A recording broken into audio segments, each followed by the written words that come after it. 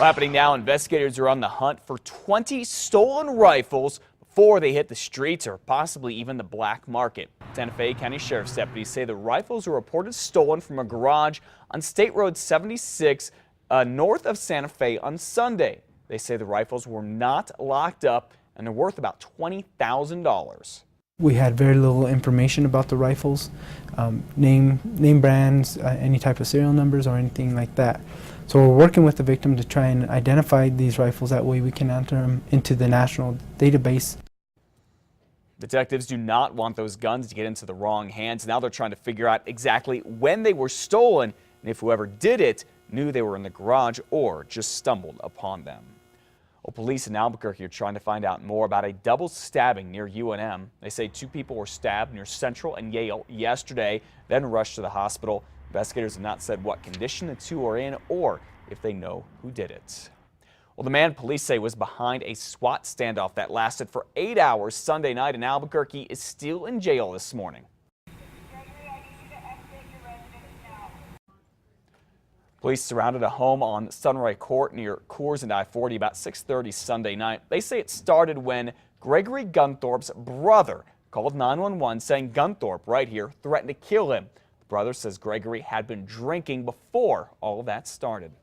In his words, that his brother had gone crazy, he was threatening to kill him, and that he was pointing a high-powered airsoft rifle at him and threatening to murder him.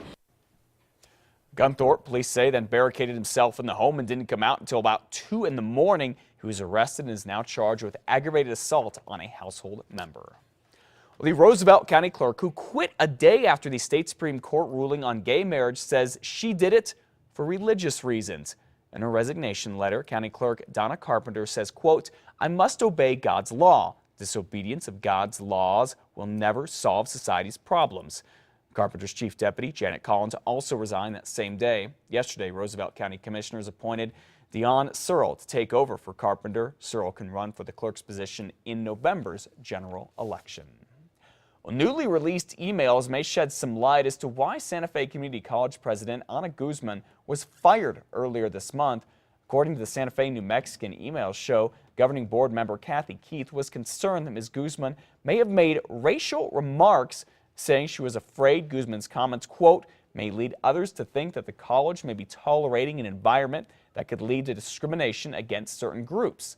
Ana Guzman's attorney says she was fired for trying to clean up that college's finances. The family of a boy in Rio Rancho told by his teacher he couldn't dress as Santa Claus because Santa is white and the boy is not, is still upset with how the school district has handled it. However, the mayor, Tom Swistak, says the family may have made things worse by making it a media sensation. The teacher was put on paid leave, but the boy's parents, the Rogers, say the district still has not cleared the air on something they want to see fixed. Mayor Swistak says he's going to work up a meeting with the district leadership and the boy's family. Now, while the teen's parents say the district's lack of communication in this case is a big problem, the mayor says it takes 2 to tango. Could the people at the other end have been maybe aggravating issues so that it minimized the communication? We had that dialogue, okay? So it goes both ways. Because Rio Rancho schools are on winter break, it isn't clear when the meeting with the district leaders could happen. All right, coming up on 5:35, an airman from right here in Albuquerque who didn't get to see his own son be born because he was out of the country being deployed will get to spend Christmas with his family after one emotional reunion. You got to see this. I see your daddy right there. Right there. Right there. Yay, daddy. Right there. Go. Go. Give me your son. Go. Go. There you go. Tech Sergeant David Lamica spent the last 9 months in Afghanistan with Kirtland Air Force Base's 512th Rescue Squadron, Special Operations Squadron. When his son Ryle was born, and the only way Sergeant Lamica could see him was with his iPad.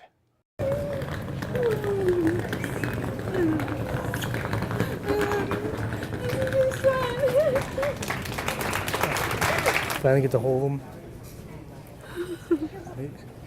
And there's no words. I'm glad everything worked out today to come home. Yeah.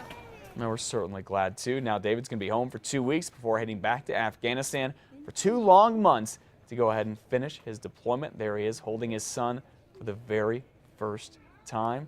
We thank him for his service and glad he's home safe for a couple of weeks. Well, rockers and bikers in Albuquerque will be dropping off some toys to kids in need in Albuquerque. 18 bands performed at Malarkey's Bar this weekend. They asked fans to donate toys, and yesterday they wrapped more than 400 of those toys. And motorcycles will be used to deliver the toys to kids in need during a big toy ride today.